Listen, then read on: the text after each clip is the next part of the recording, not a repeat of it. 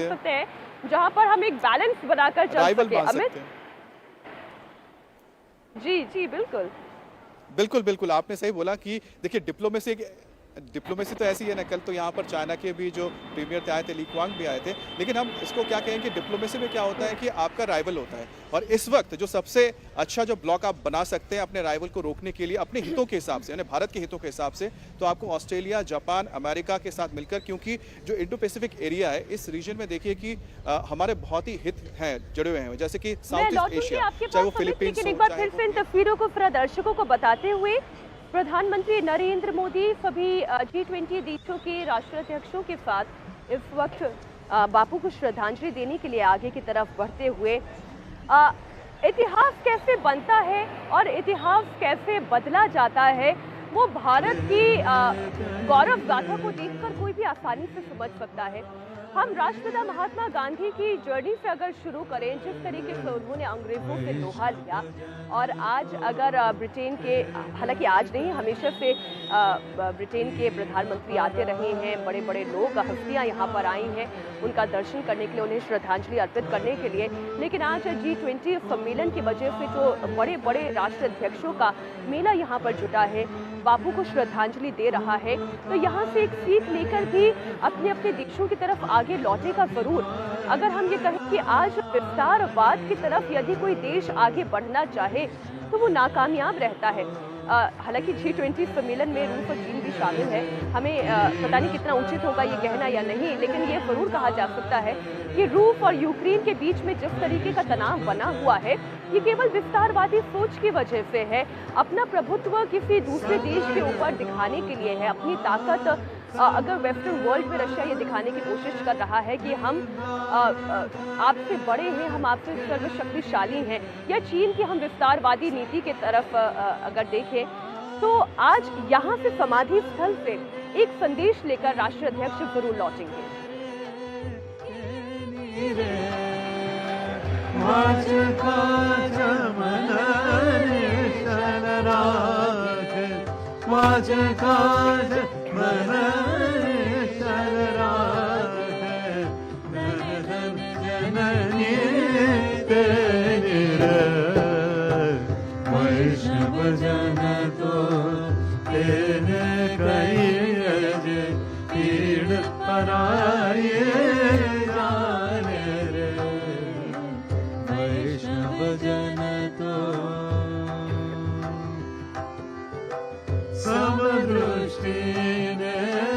कृष्ण त्यागे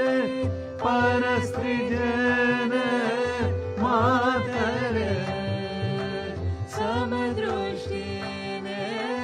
कृष्ण त्यागे परस्त्रीजन मातरे जिह्वा थकी असत्य न बोले जिह्वा थकी असत्य न बोले पर धन न बधारे आदर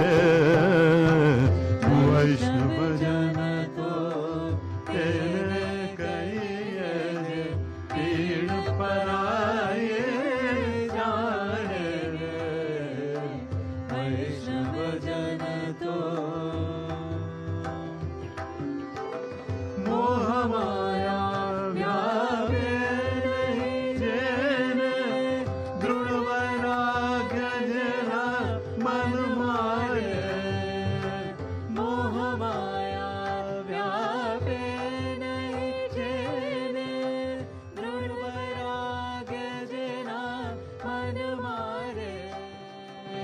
राम नाम श्रुताने लागे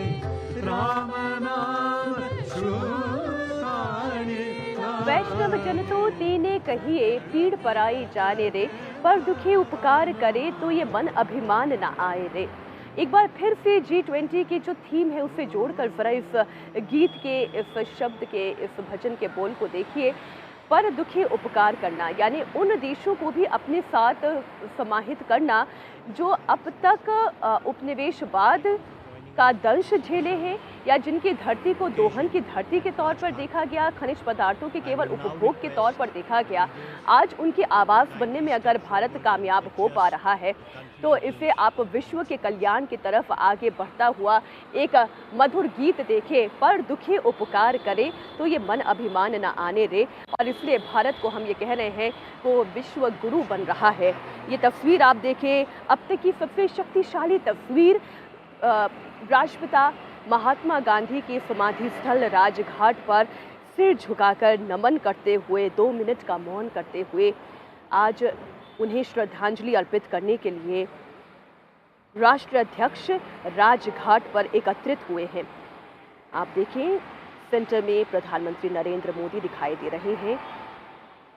करबद्ध नमन करते हुए। महाशक्तियों का ये नमन है जो राष्ट्रपिता महात्मा गांधी को किया जा रहा है। राजघाट पर राष्ट्राध्यक्षों का ये नमन, ये बेहद शक्तिशाली तस्वीर के तौर पर आप देखें, वो महात्मा गांधी जिन्होंने अंग्रेज़ों का दमन झेला लेकिन उसके आगे कभी नतमस्तक नहीं हुए, वो महात्मा गांधी जिन्होंने हर दुख, हर हिंसा झेली लेकिन कभी अहिंसक नहीं हुए, कभी हिंसा का आधार उन्होंने अपने इस आंदोलन को नहीं माना, बल्कि खादी आंदोलन के जरिए, स्वदेशी आंदोलन के जरिए अंग्रेजों के उपनिवेशवाद का बहिष्कार किया। आज पूरा विश्व भी उसी मुकाम पर खड़ा हुआ है जहां पर हिंसा को त्याग देकर अहिंसा के पथ पर आगे बढ़ने का एक वैश्विक संदेश यहां से वो लेकर अपने अपने देशों की तरफ लौटेगा। राष्ट्रपिता महात्मा गांधी को श्रद्धांजलि देने के बाद प्रधानमंत्री नरेंद्र मोदी ब्रिटेन के प्रधानमंत्री ऋषि सुनक से बातचीत करते हुए आगे बढ़ते हुए, जस्टिन ट्रूडो को आप पीछे देख सकते हैं, जो बाइडेन आपको नजर आ रहे हैं, यूरोपियन यूनियन की ओर से जो प्रतिनिधित्व कर रही हैं, उन्हें भी आप देख सकते हैं। ये बहुत ही शक्तिशाली तस्वीर है। अमित, मैं चाहती हूँ कि आप भी और विजय लक्ष्मी भी इस पर अपने भाव को जरूर दर्शकों के साथ साझा करें कि जब ये तस्वीर भारत से निकल के पूरे विश्व में जाएगी,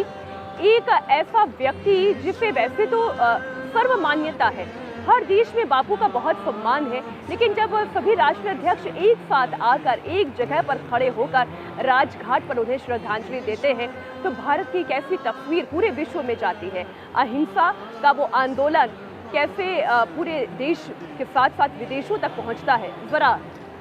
आप भी विचार व्यक्त करें अपने, अमित। बिल्कुल बिल्कुल मीनाक्षी, मैं और विजयलक्ष्मी अभी बात कर रहे थे तस्वीरों को देखते हुए जिसका जिक्र अभी आप कर रही थी कि राजघाट में किस तरह से जो तमाम देशों की है, आप कह सकते हैं ना कि इस वक्त पावर सेंटर है वो भारत है, तो राजघाट में पावर सेंटर दिख रहा था। और महात्मा गांधी जिन्होंने कि शांति का संदेश दिया था, उन्होंने कहा था कि है ना कि शांति के जरिए या पीस के जरिए सब कुछ हल हो सकता है, और भारत ने उसको करके दिखा भी दिया। बिल्कुल बिल्कुल, और प्रधानमंत्री नरेंद्र मोदी भी अमित हर उस पर डिप्लोमैटिक और डायलॉग। देखिए वो तस्वीरें यहाँ सामने हम, क्योंकि बड़े बड़े मॉनिटर्स यहाँ लगाए गए हैं जो मीडिया सेंटर है, और देखिए तस्वीरों में अभी